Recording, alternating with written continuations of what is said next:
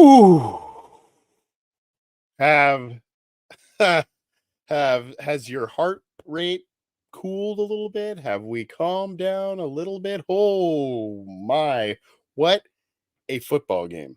And I would have to say that, of course, it's a tale of two halves with this one between the Cincinnati Bengals and the Minnesota Vikings. But, you know, the first half was filled with errors, mistakes, and really frustrations. And you came out of this going, man, this just probably is not going to be the Bengals' day based on just not catching breaks, not catching the football, not catching breaks, not doing much of anything to start this game.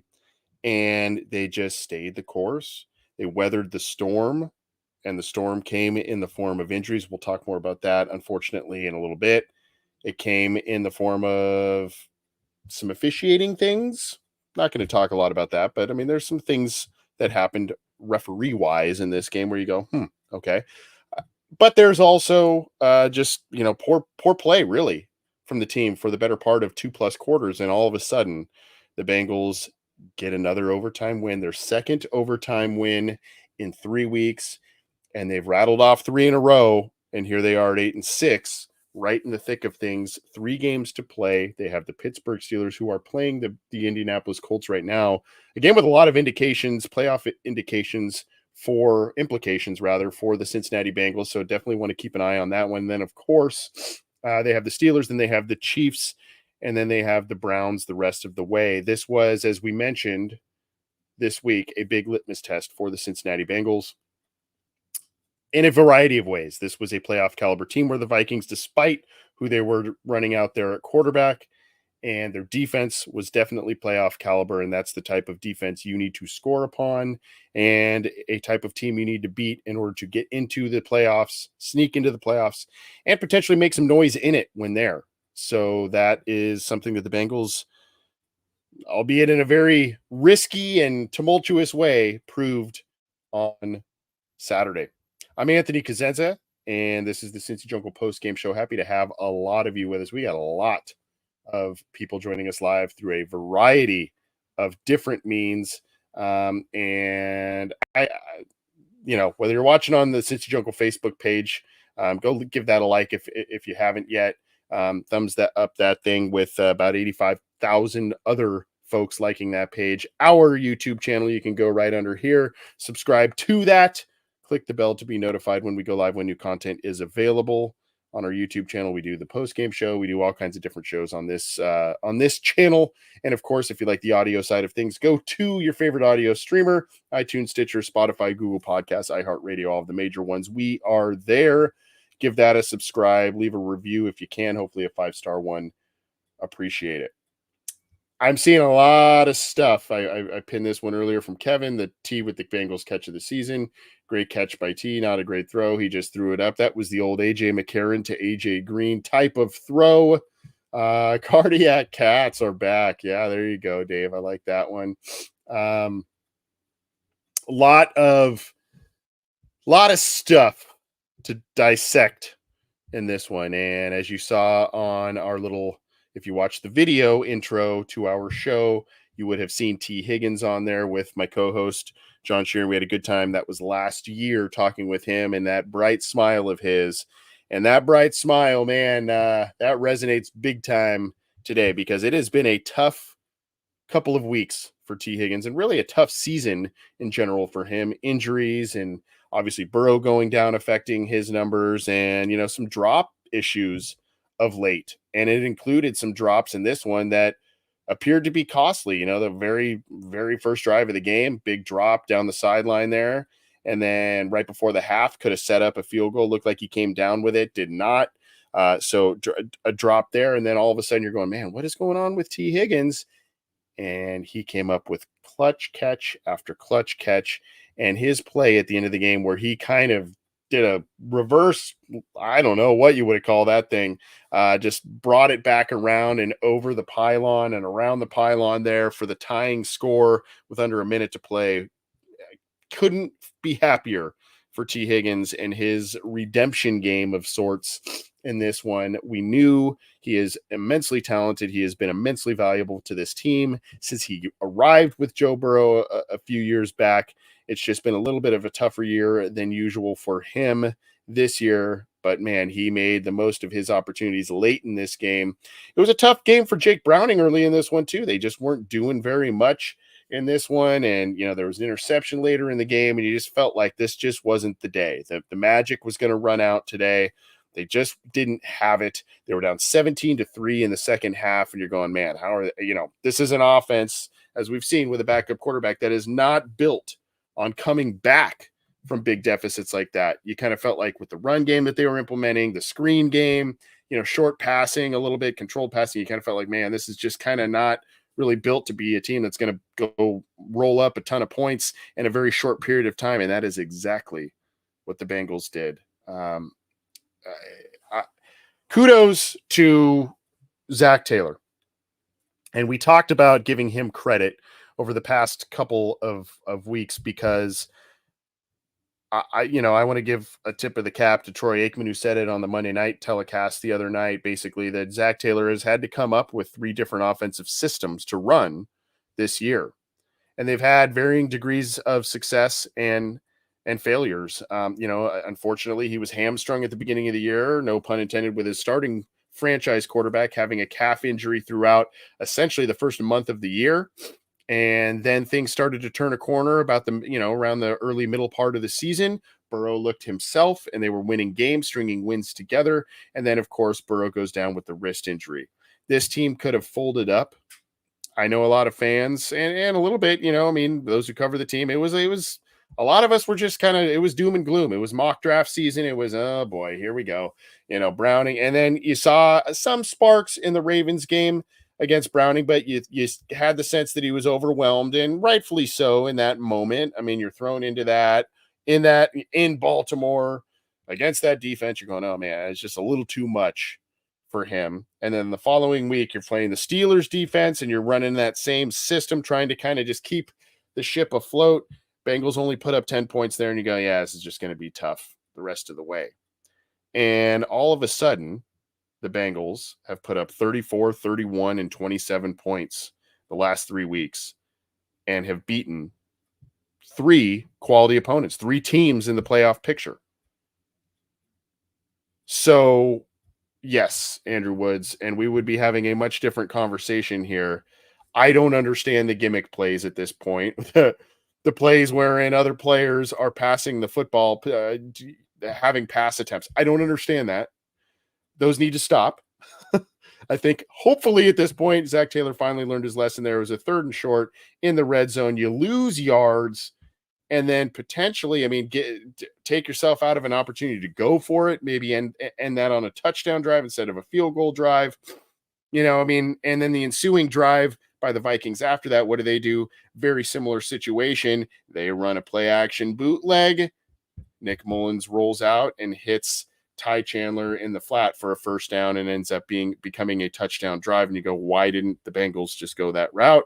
And why the tight end throwing the ball? Usually it's a running back or wide receiver. That's just odd. But regardless, the Bengals overcame. That's the message in this one that I feel that also, again, going back to Zach Taylor and his systems that he, the offensive systems he's created this year, he then had to alter and pare things down, work to Browning's strengths, and create another offensive system. So there was the one with Joe Burrow being injured. There was the regular one that they wanted to run all year with Joe Burrow, and you saw it clicking well. And then now you've got kind of the Browning system, which is a blend of some of the things that Burrow did, but playing more to Browning's strengths. And the Bengals, not only credit to Taylor, credit to the team, not only overcame the Burrow injury, but they today specifically overcame 7 injuries, I think, to players today. DJ Reader went down. That did not look good. Got carted off with a right knee injury. DJ Ivy, same thing. Tears kind of forming on his face. Have to believe that's probably not going to be a good situation. Have to hear more about that. You had Charlie Jones hurt late in the game. Jamar Chase left the game with a shoulder injury late when the Bengals were rallying. You had, it was Alex Kappa left the game. Ted Karras showed an injury at one point. I mean, it was just ridiculous how many played. Joe Mixon was out for a series or two with an injury. I mean, it was ridiculous how many injuries the Bengals had to overcome today, and they did it. And they did it. That will, yeah, T Brookie right here. Other Bengal teams would have folded for sure. Yeah, the Bengals fold. Now I am a little worried about what's ahead because of the injuries. We'll talk more about that in a little bit. I'm a little worried about that and the long term viability because the Bengals have they're kind of putting their fingers in the holes in the dam, right? I mean, it's just boom, leak springs, okay, and then there's another one, okay. They kind of keep doing that, and sooner or later that kind of catches up to you. They are at the close to the finish line here, but they just keep finding ways to win games. And as long as the quarterback plays well, you always have a chance to win the game. And that's really the message here. I think that oddly enough, there are a lot of ties between the Bengals and Vikings. And I don't mean ties, scores. Yes. The last two times they played each other. Yes. But just, former players here and there. And of course, Browning being formerly on the Vikings practice squad. And then you've got Irv Smith and, Pace, the former Cincinnati local kid who's a good player, forming into a good player for the Vikings. There's just a lot of kind of ties between these two teams here. And it was nice to see Browning, end up playing a lot, not only getting the win, but playing a lot better in general after, a rough start to things. And then, he got a lot of players involved in this. And we're going to go through the box score here. A lot of players involved in this win here. And the Bengals are just, right when you think you've got some of this stuff figured out, okay, well, we're going to finally key on the running backs and kind of shut the run game down and not let them beat us with big swing passes. Okay, well, oh, by the way, here's 3 tight ends making catches for the Cincinnati Bengals, and more than one each, by the way. It's not just like one off here. Mitchell Wilcox with a couple, Irv Smith with a few, obviously Tanner Hudson with a bunch. Jamar Chase leaves the game. Well, T. Higgins rise to the occasion. Tyler Boyd with a catch late in the game to get them all the way down into field goal territory to win the game. So, yeah, man, really, really good to see this team just keep fighting. And a lot of teams would not have done that and could not say the same in a similar situation. So let's look at the box score. This is going to be courtesy of ESPN. I like using theirs just because of the layouts and whatnot. We will go to the box score to get an overview, and then we'll look at the team stats as well here. You look at the passing. They did put Tanner Hudson in the box score there. Jake Browning, 29 of 42. So not as high of a completion percentage, but over 300 yards passing again today, 324, 2 touchdowns. He did have the interception, but 4 sacks, weathered all of that, 97.7 rating, and got the Bengals the win, got him in position to win late, a long 3rd down play at the end there, and just a clutch play by Browning and by Tyler Boyd to get the game-winning drive in place. Mullins, credit him, did have 2 kind of egregious interceptions that were in the red zone, and that ultimately kind of became the difference there. But still, 26 of 33, efficient day, 303 yards, 2 touchdowns, 3 sacks. I mean, he had a better rating than Jake Browning did at 99.9. So, and then, of course, the Vikings also tried their own wide receiver pass play. Justin Jefferson 0 for 1. He kind of skipped one to the receiver there. Again, down in the red zone also. So I don't know what these coaches were doing with all of that. Maybe they saw something on film that they just felt that they could have totally exploited this week. No idea. But regardless, the Bengals end up, 3 sacks by the Bengals, 4 by the Vikings. Browning comes up a little bit more on top with 1 less interception. Both guys go over 300 yards passing, and maybe that's a little bit to be expected as you go deep into overtime, but still, just scrappy days by both guys. I'm curious to see what Minnesota is going to do with Mullins the rest of the way. They felt that they could run a little bit more of an offensive system akin to what they run with Kirk Cousins with Mullins under center. So I think they're probably going to try and continue that going forward. Chandler, what a if you read the 5 questions post that I put up on Cincy Jungle with Christopher Gates of the Daily Norseman, the Vikings SB Nation Viking site, he noted that a lot of Vikings faithful have been wanting to see more Ty Chandler and not necessarily Alexander Madison, even though Madison's the starter. Madison was out this week. Look at the game Chandler had: 23 for 132 and a touchdown. Also had a couple of catches here too, 3 for 25 to be exact. So big day for him. About 100, almost 160 total yards from scrimmage and a touchdown. He was hard to handle today, and obviously harder to handle with DJ Reader going down very early in the game, and that was not a good sight to see. Mixon, only 10 carries today, but helped out in the passing game as well. Chase Brown, it's just a nice 1-2 punch from those guys. Not a lot of carries, 10 carries by Mixon, 7 by Brown. The Bengals had to play catch up later in the game, but just efficient. 4.7 yards per carry for Mixon, 3.3 from Brown, so not as exciting there, but Brown 3 for 28, 9.3 yards per catch out of the backfield. Take that, right? I mean, your second running back is putting up, what is that, over 50 yards from scrimmage there on 10 touches. You take that. Chase, your leading receiver, 4 for 64, again, left the game late, and then Higgins, 4 for 61 on 8 targets, though.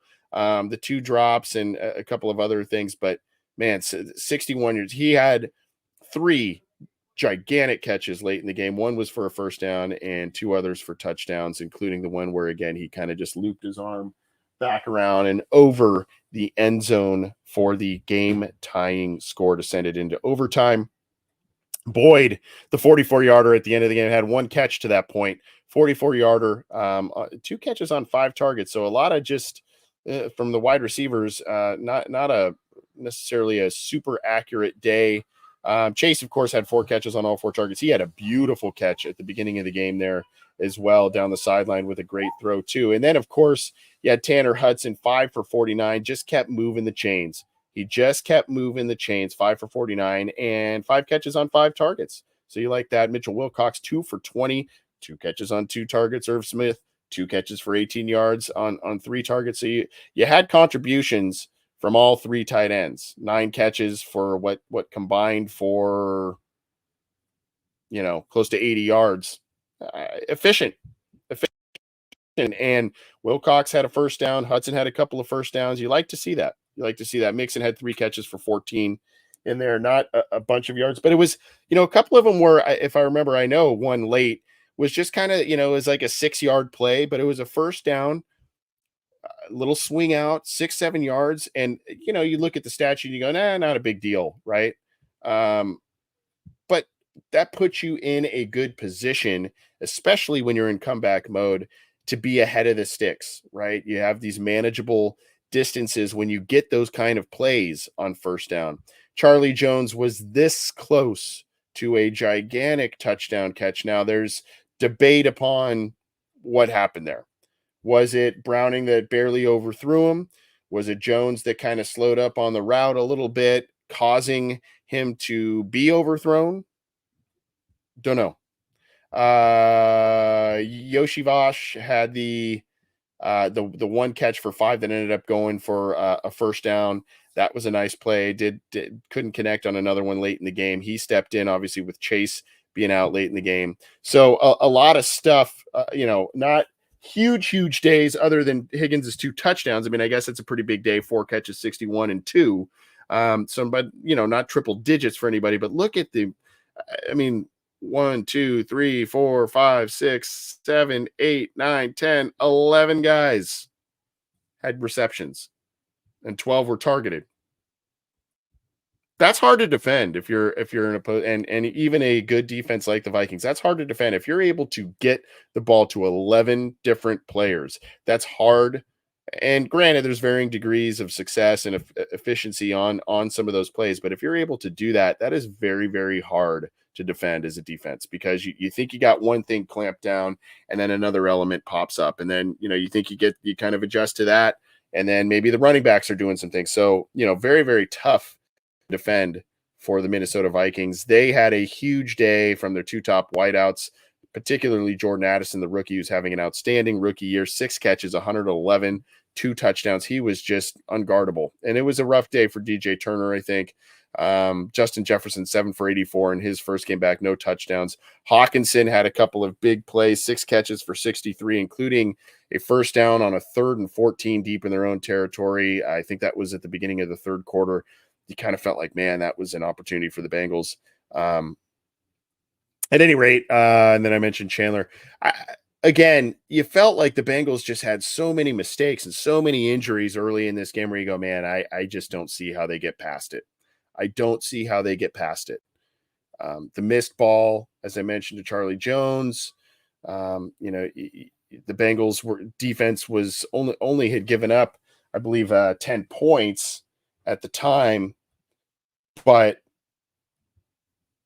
they were allowing the Vikings to go down the field pretty much at will. They did get 2 turnovers, and then those 2 turnovers, yes, deep in their own territory when they made them, red zone turnovers. But man, you feel like you got to get at least field goals or some form of points out of one of those things. And the Bengals got 0 points out of both of those turnovers, which hurt as well. Jermaine Pratt almost sealed the game before overtime, had the pick 6, but Trey Hendrickson was noted to jump off sides. He did have a half sack and 12 total tackles. Jordan Battle with 10 tackles. Logan Wilson with 7. Dax Hill had an interception in his grasp and kind of had it knocked away, and that caused that 3rd and 14 that ultimately was converted and then turned into a touchdown drive. So you had an interception in your grasp, and then it turns into a touchdown drive from there. BJ Hill, 5 tackles, and that wacky interception where he's bringing Mullins to the ground. Mullins kind of lands on him and tries to get rid of the ball before being sacked, and it just kind of bounces around a bunch of times in BJ Hill's face and chest and all kinds of stuff. He corrals it for an interception, so a good play there. Miles Murphy, another sack for him. You like that. Tupou was pressed into action because of the injury to Reeder, so he's going to come up most likely, unless we find out that Reeder's injury isn't as severe as it may have looked. But he's going to be pressed into action. I assume Tufele will probably be elevated as well, so expect to see that. And I don't know if the Bengals will make another move or not, but Miles Murphy, another sack for him. He is starting to turn a corner, no pun intended there. Kind of ran all the way around the edge and made the play there, so that was nice to see. Hendrickson had the critical offsides penalty, but also had 1.5 sacks. I believe that was a franchise record that he has set. Let me double check that in just a minute. For single season sacks, I believe he passed Carlos Dunlap with those 1.5 this week. So congratulations to him if that is indeed the case. We will double check that. And then a lot of just kind of single tackles there. But DJ Ivy went out with, he's been a valuable gunner on special teams. He went down. DJ Reeder went down, as I mentioned. A lot of guys just, I don't know, short week and cold and late in the year and all of that stuff just kind of came to bite you.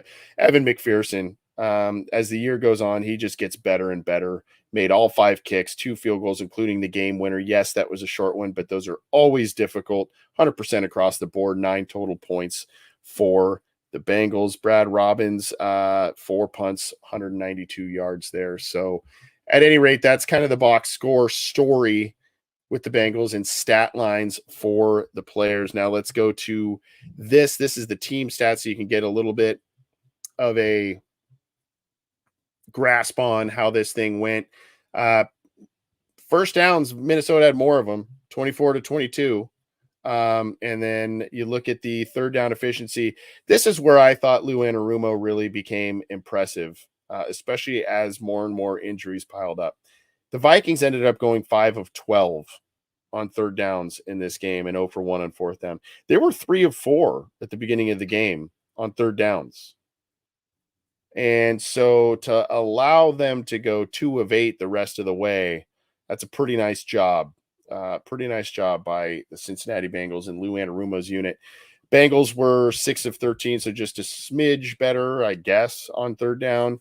And then they were 1 of 1 on a fourth down, which was the run for a touchdown, an absolute just monster run by Joe Mixon. He gets stonewalled in the backfield, pushes through that tackle, lunges into the end zone for a critical touchdown. And then, of course, Lou Anarumo's unit. We would be remiss if we didn't talk about the the fourth down here, the fourth down efficiency 0 for 1. I kind of glossed over it. That was the one in overtime where it was what 6 inches that the Vikings needed to get twice, and they didn't get it. And that gave the ball back to the Bengals and ultimately ended effectively helped them end the game there. So Bengals ran 2 more plays, had less yards, 424 for the Vikings, 378 for the Bengals. Bengals had 2 more drives, 10 to 12, and yards per play. Vikings had more of those, 6.3 to 5.5. I mentioned the sacks there. It was actually 3 to 5 sacks there. And then low penalized game. They let a lot of things go in this game. They picked up a couple of flags in this game. 4 penalties for 22 yards for the Vikings, 3 for 26. I don't remember there being interference penalties being called, and there was a lot of contact down the field. There was a potential fair catch interference type of situation. Some people feel that was the right call to pick up that flag at the end of the game there. Really, the defender pushed a Bengals player into Charlie Jones. It wasn't the Vikings player who made contact. So, they picked that one up.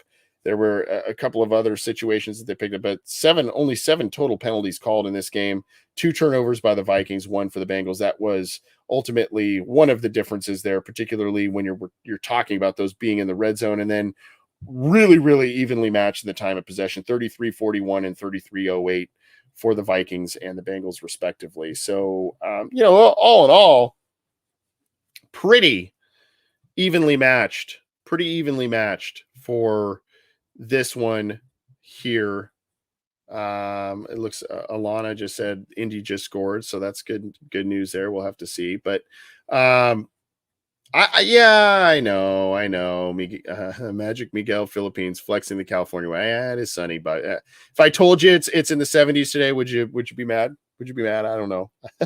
Hope not, because it is. But regardless, the other thing I just want to talk about real quick is the injuries, and obviously, I mean, man, it's DJ Reader, it's DJ Ivy. Those look the most severe. Alex Kappa left the game. Jamar Chase, that one looked pretty severe. That's a shoulder issue. He left at one point, came back in for a little bit, then left again. So I don't know what's happening there. He's had a couple of injuries as like T. Higgins has as well. So that's not good news there. We'll have to keep an eye on that. Mixon left the game at one point. Karras was grabbing his arm at one point. There were a lot of injuries for the Bengals and a lot of things to overcome. And unfortunately, it appears, don't know how severe everything is, but I mean, if you're, anytime the cart comes out, it's hard to imagine that those players would be back the following week for a game. DJ Reader being one and DJ Ivy being the other. We'll see what happens with Jamar Chase.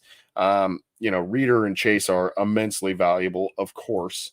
Yet the Bengals were able to weather the storm without those guys in there this week. That's not to say that they'll be able to do the same if they are to miss time against the Steelers, the Chiefs, and the Browns coming up here.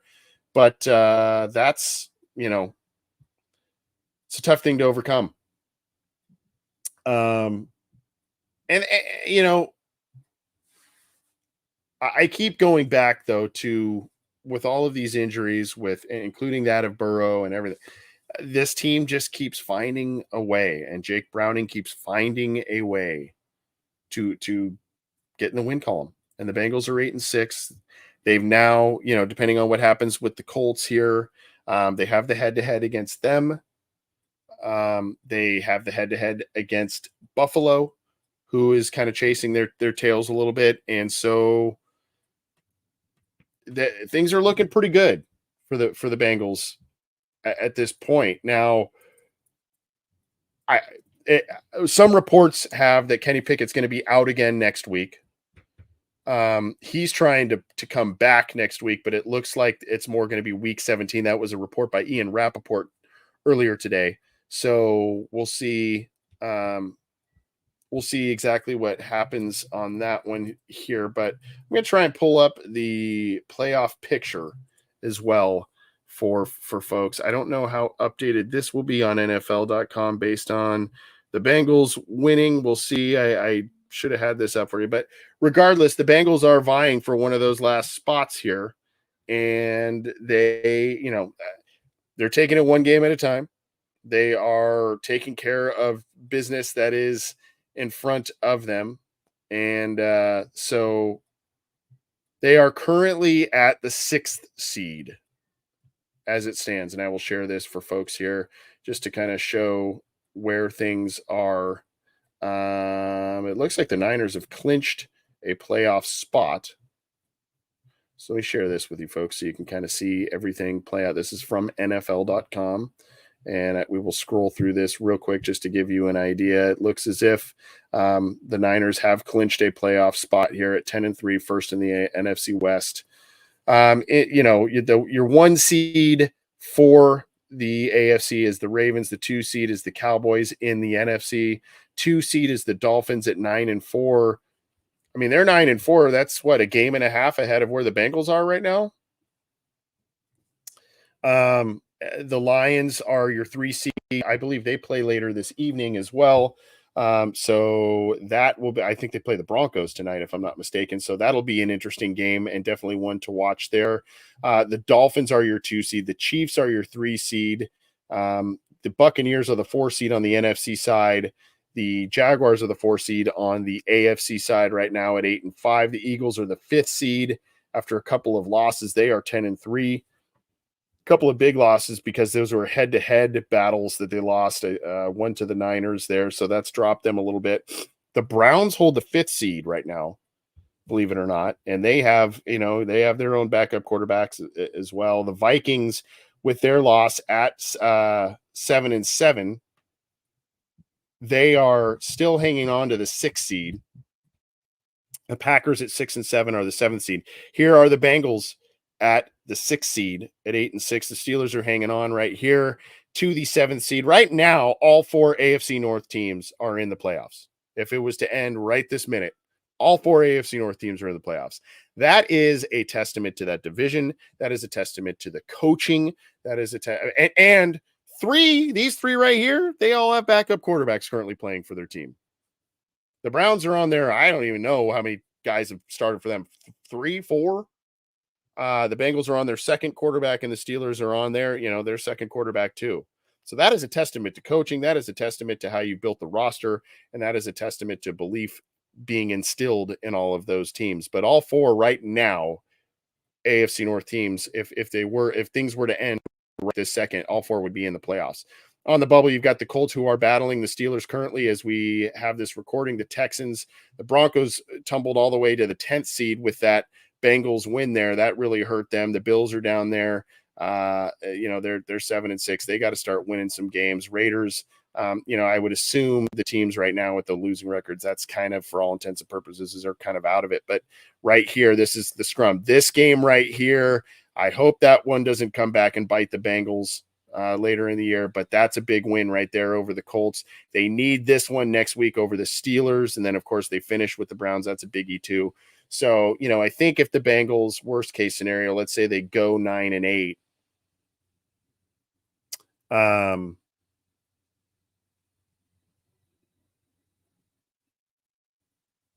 you look at that and you go, okay, well, maybe they sneak into things there. We'll see. But I think you gotta look at them taking care of business in those division games at the very least. At that point, you're able to you better your conference record, you better your division record, and then it just helps you with tiebreaker scenarios, etc. So, hey, thank you for that, Alana. Appreciate that. Thank you. Appreciate you tuning in and watching. And I appreciate all of you tuning in and watching as well. I have to say, last week I said I was gone for a little while, and I'm gonna get out of here, by the way. I was gone for a little while. Part of it was being sick, but it was being sick following a short trip, and I went to Cabo San Lucas on a cruise with some family members. And I have to say, I think I found the good luck charm, if I do say so myself, for the Cincinnati Bengals. I bought it's a sun beach hat on the beach. My wife wore it, but it was one of those handmade by a local Cincinnati Bengals beach hat. And ever since we've had this, and this has been in the studio here, ever since this thing's been in my possession, the Bengals have not lost a game with Jake Browning as their quarterback. So, hey, maybe I'll wear that next time. I don't know. that might be the rally cap. What do you think? It's like one of those beach hats with the drawstring, full brim hat there, painted. They painted the Bengals logo on there and everything. So I kind of like to think that is the good luck charm. I don't know. I'm just screwing around. But hey, Bengals pull out a big win. Oddly enough, almost an identical game to the one in 2021. Same venue, same score, same teams, same overtime result. I mean, crazy parallels to that one, back and forth. The Bengals, it was almost a little bit of a reverse because the Bengals had a big lead in that one and then gave it up, but then ended up winning in overtime. And then this one, the Bengals were down by 2 touchdowns, came back all the way and beat them in overtime. At any rate, hey, the Bengals are 8-6. They just keep winning games. And hey,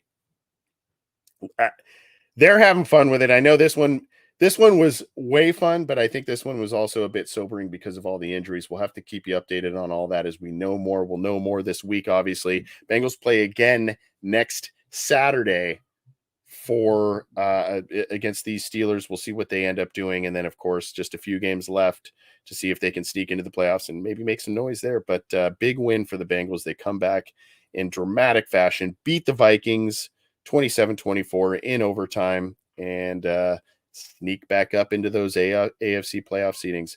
I'm Anthony Cosenza. This has been the Cincy Jungle Postgame Show. You can get this show, the Orange and Black Insider, on our YouTube channel. Right beneath that show icon on the bottom corner there, click that. There's a subscribe button, click that. And then, of course, there is the bell, so click that. And then if you like what we're doing, give us a thumbs up. That helps us with views and exposure and all that kind of self-serving stuff. And then if you like the audio side of things, you can get our show, Coach Speak and Chalk Talk with Matt Minnick, as well as Talking Football with Bengal Jim and Friends. They've had a couple of great guests the last couple of weeks. Marissa Contepelli this last week. They had Jeff Blake on recently, and Ken Anderson on this week. So they've had a lot of cool people on recently.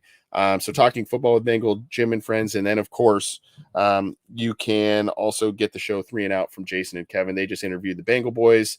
Kind of a cool fan spotlight there. So check that out. And, of course, on all of your favorite audio platforms, iTunes, Stitcher, Spotify, Google Podcasts, Amazon Music, any of those, iHeartRadio, go check it out. We appreciate the support of the Bengals. They're in it. Somehow they just keep doing it. Take care. Enjoy the rest of your weekend. Have some fun watching some football, hanging with some family and friends, and we will be back with more this coming week. Take care.